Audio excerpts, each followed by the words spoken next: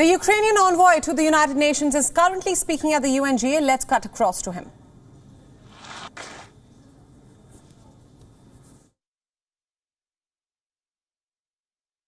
President, Secretary General, distinguished delegates. We are living through a defining moment for our generation. Our generation is the generation that was supposed by our predecessors to be saved from scourge of war. That is why our predecessors created the United Nations. And yet today, it falls to us to save future generations. Let me read the following text. Our position is that whatever grievances a nation may have, however objectionable it finds the state. This is not something even that we can call pressure. It was open and cynical threats, and we know about it. This document will not allow us to end military activities. On the contrary, it could embolden Kiev radicals and nationalists to continue to determine the policy of their country at any price, holding peaceful civilians hostage, but not in the figurative sense of the term, but in the literal sense of it. Now, that is what is happening in a series of cities in Ukraine where people are being used as human shields. Today, we've learned that in the Ukrainian military are not allowing citizens of Mariupol to leave the city. They are keeping them there, including women and children there in one of the schools in Mariupol, and forcing them, turning back all civilians who are trying to leave the city along humanitarian corridors. We also know about planned nationalist battalions who are planning provocations, which they have been preparing with the participation of civilians, so that then they can accuse Russia of having carried them out. Running against norms of international humanitarian law, and military hardware is being placed in residential areas, as well as rocket launchers and artillery.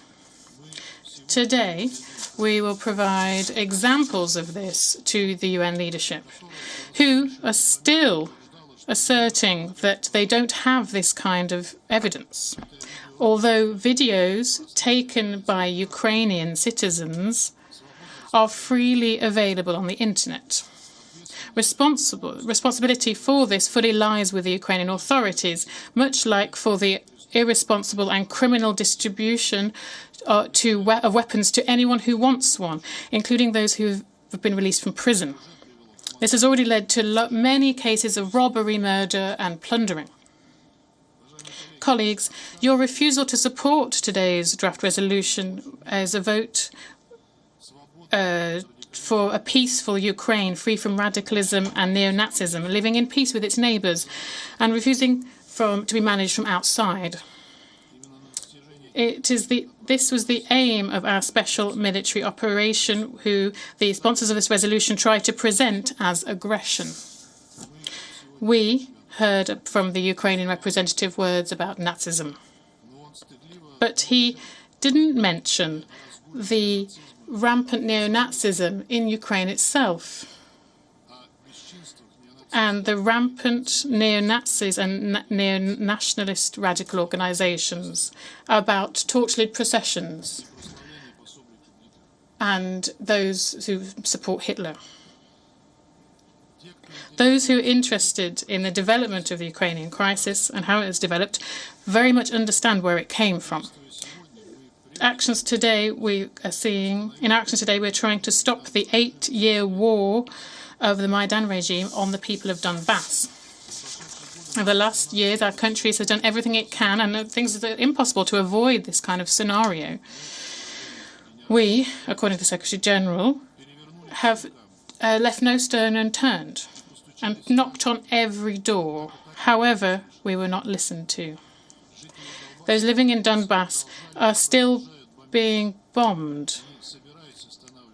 They don't plan on stopping at 14,000 victims, the vast majority of which are living in the LPR and DPR, were living in the LPR and DPR. The aim of our special operation is announced on the basis of Article 51 of the UN Charter and will be achieved. However, we are not carrying out strikes on civilian facilities and civilians. Don't believe the large number of fakes spread around the internet on this. These fakes have only distributed like biscuits at operation centres, special operations of Ukraine, and this centre was destroyed. A peaceful scenario for Ukraine could happen if the radicals concern about preserving civilian lives in their country and rather than hiding behind them.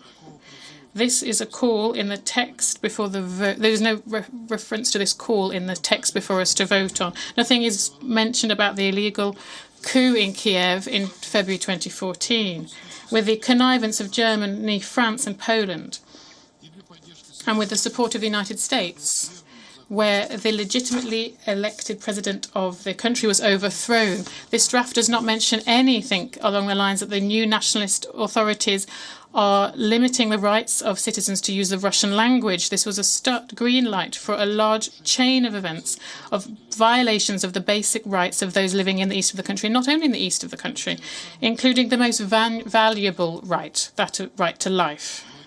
Many of you don't want to hear about this, about the tragedies happening in Ukraine after the Maidan coup in 2014.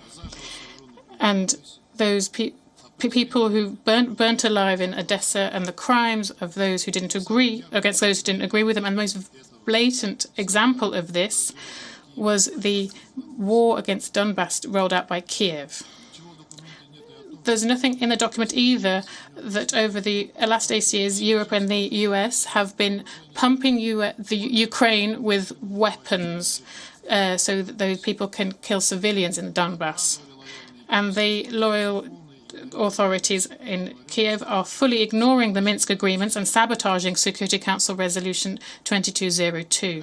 Finally, this draft is a clear attempt of those who, over the last decades, have committed huge numbers of aggressions, illegal and international law, as well as coups, one of which indeed was the Maidan coup in Ukraine.